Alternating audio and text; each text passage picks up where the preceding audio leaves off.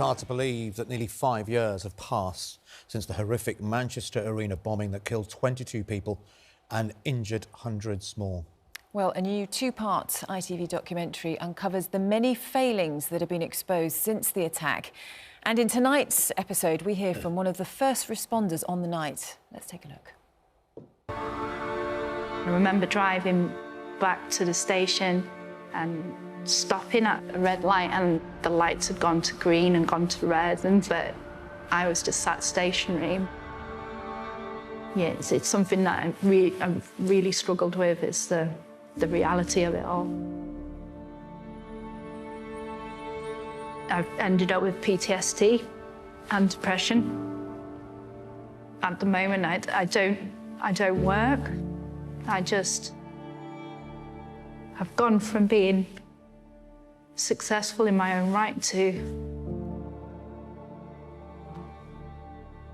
just me. Well, another victim appearing in that documentary is Paul Price. He tragically lost his partner, Elaine, in the attack. Paul still requires extensive and painful surgery for his own life-changing injuries, and he joins us now from Glasgow. Paul, thank you so much for joining us this morning. And I can imagine this is very, very difficult for you to replay those moments in your mind and share them with everybody. But you have said, haven't you, and I think the reason why these documentaries are important, that it has helped you over the years, hasn't it, being able to talk about it? Yeah, you know, I'll always take the opportunity to talk about it, especially to talk about Elaine. I think in the early days, you know, the first few years, I found it really difficult to talk about Elaine because the hurt, the sadness, the loss was so great. It was too upsetting. But now that I can, you know, I love talking about it, and you know, to highlight what happened to me, my journey. I'm happy and I'm able to talk about it now, so it has helped.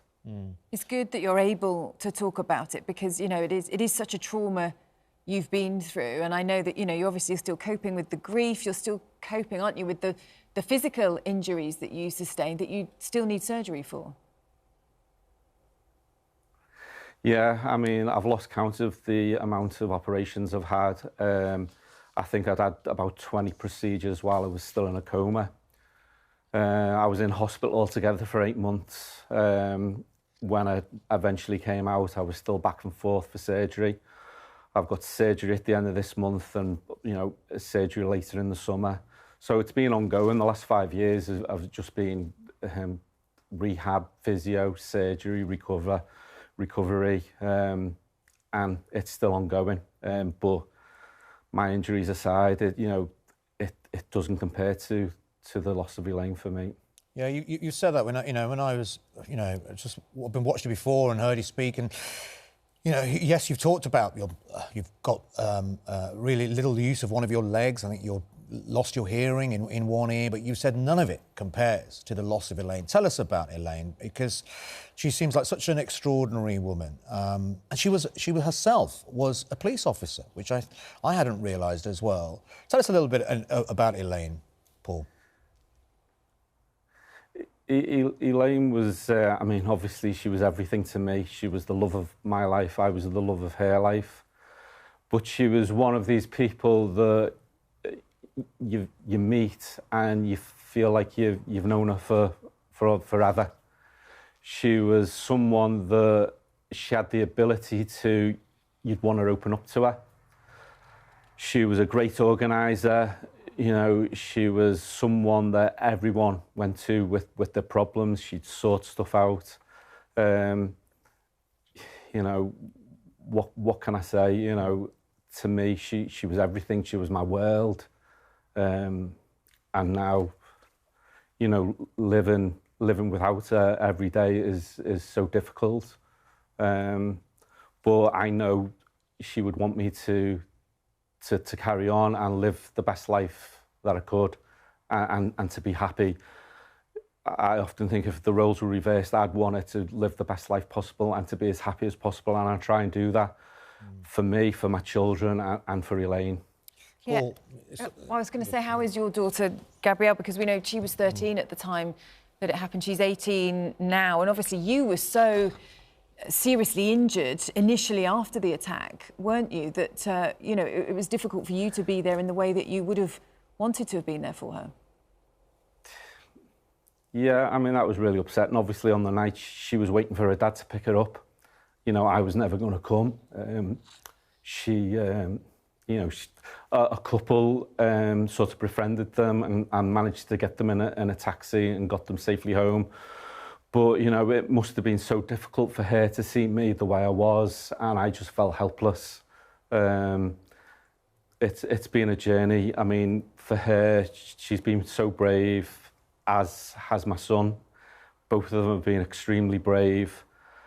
You know, you can't look inside their heads, and, you know, from what I can see, she's doing everything that a normal 18-year-old should be doing now. You know, she worked, she was great at school, she got lots of friends, you know, she lives a full life. You can't look inside their heads, but you know, I hope she's fine. Mm.